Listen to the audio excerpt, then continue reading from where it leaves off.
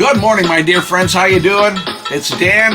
This is the E-Flash from Dan live stream. We are live streaming from beautiful Oak Lawn, Illinois. I'm really glad you're with me. We like to talk a little bit on Fridays about what's coming up this weekend, particularly Sunday, at the First Church of God in Oak Lawn. Best church ever. I'm a tiny little bit prejudiced on that, though. So, hey, I got this idea of some trivia questions from time to time. You got to have a little test your Bible knowledge.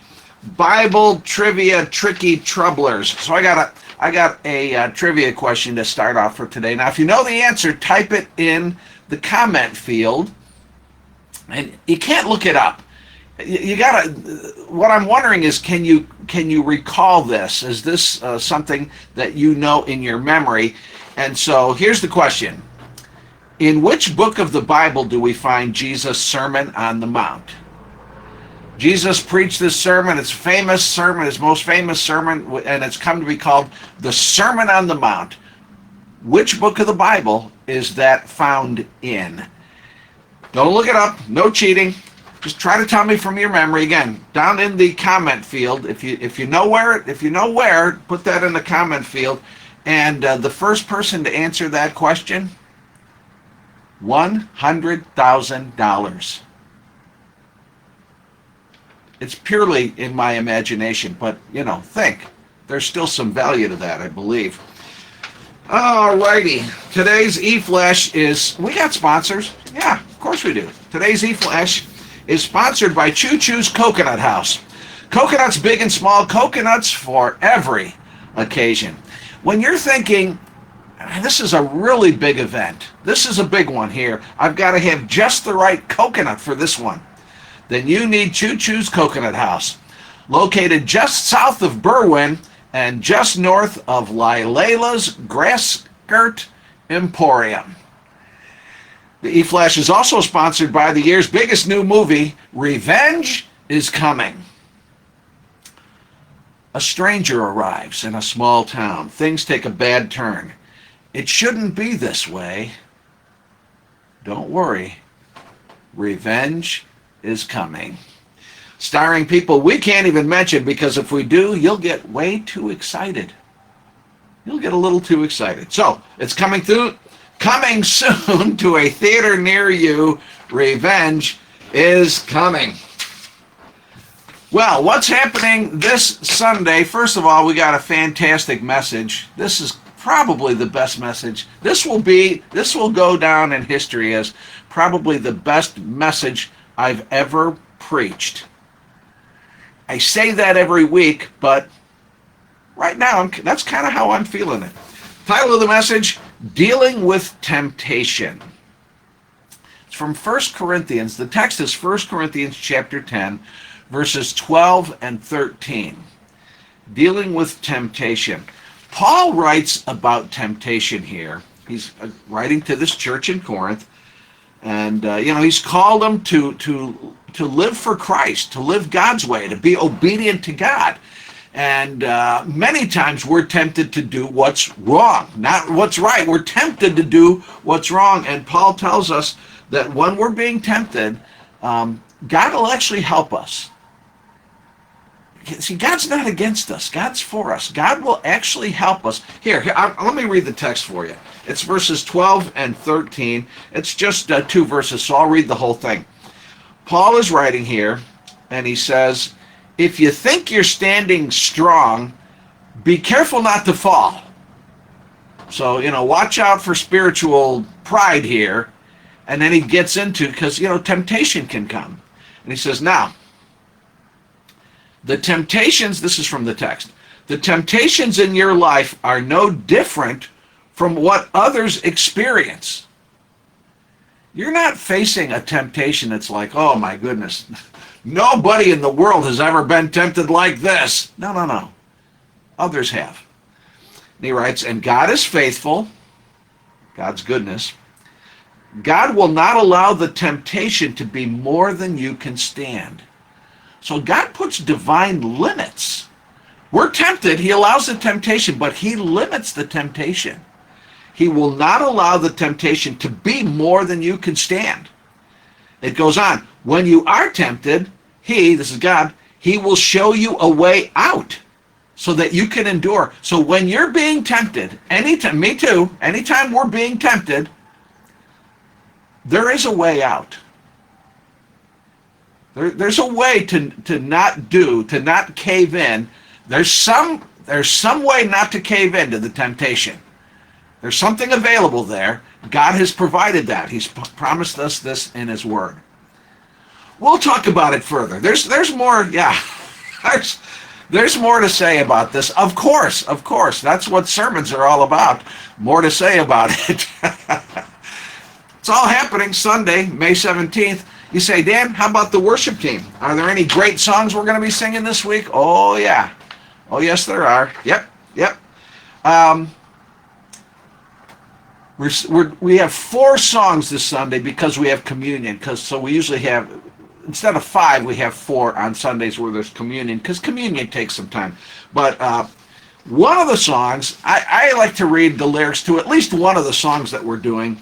And we're doing a song that we've done many, many times. We've probably sung this song in our church for probably 15 years or more, but it's a great song. I want to read you the lyrics, because sometimes you sing them and you're not thinking about the lyrics. Listen to the lyrics of this one. It's called Because of Your Love.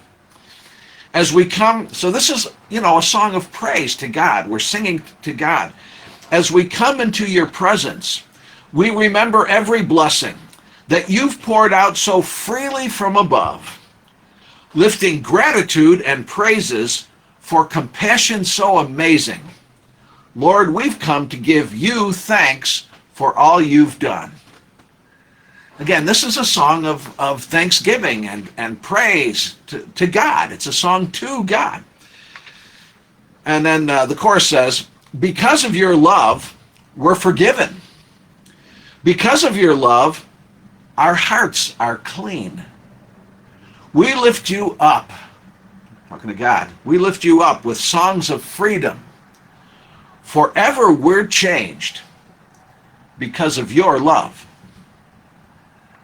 It's a great song, and it's a good up-tempo song too. It's fun. It's a good one. So that's one that we'll be doing this Sunday. It's coming.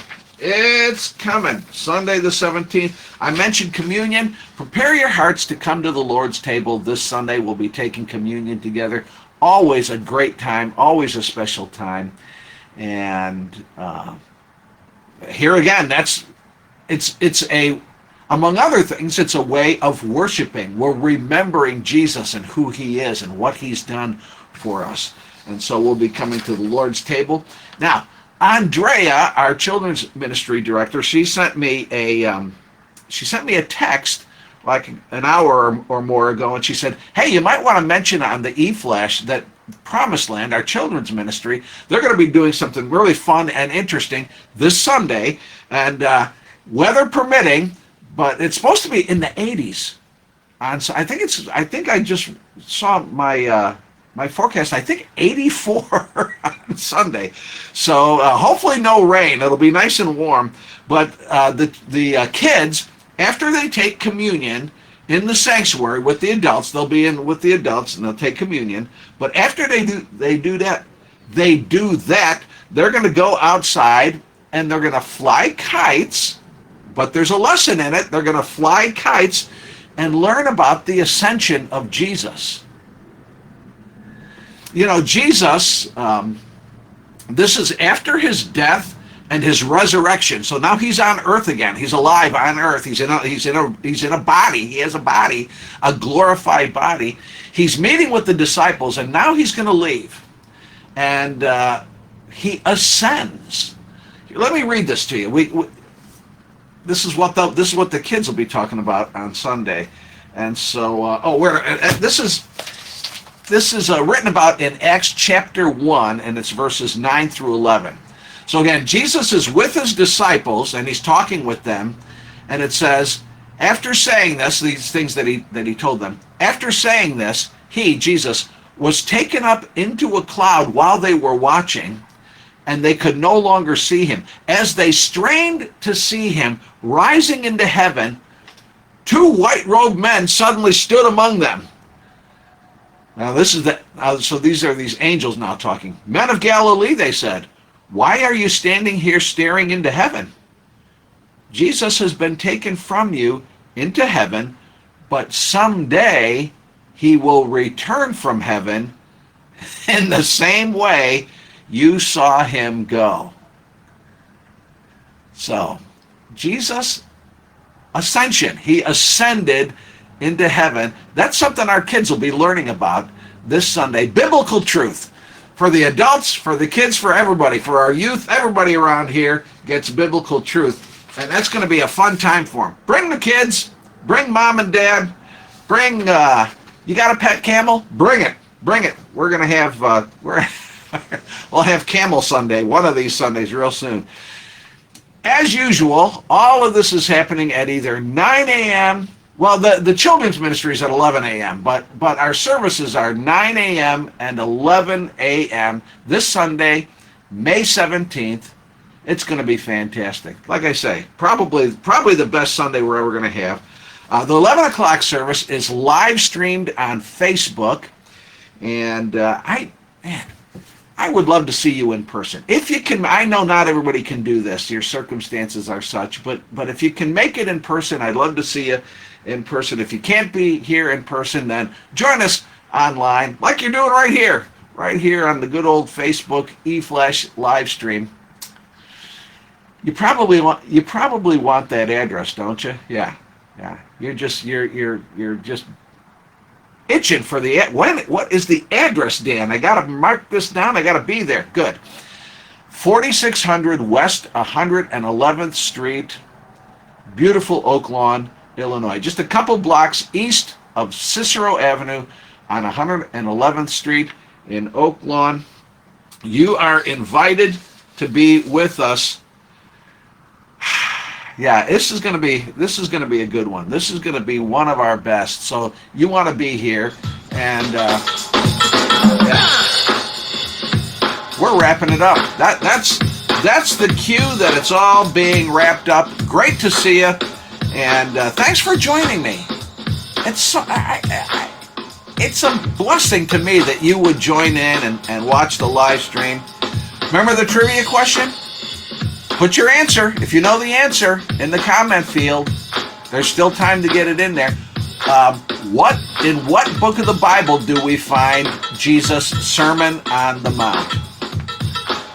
We'll be seeing you very soon. Love and blessings to you.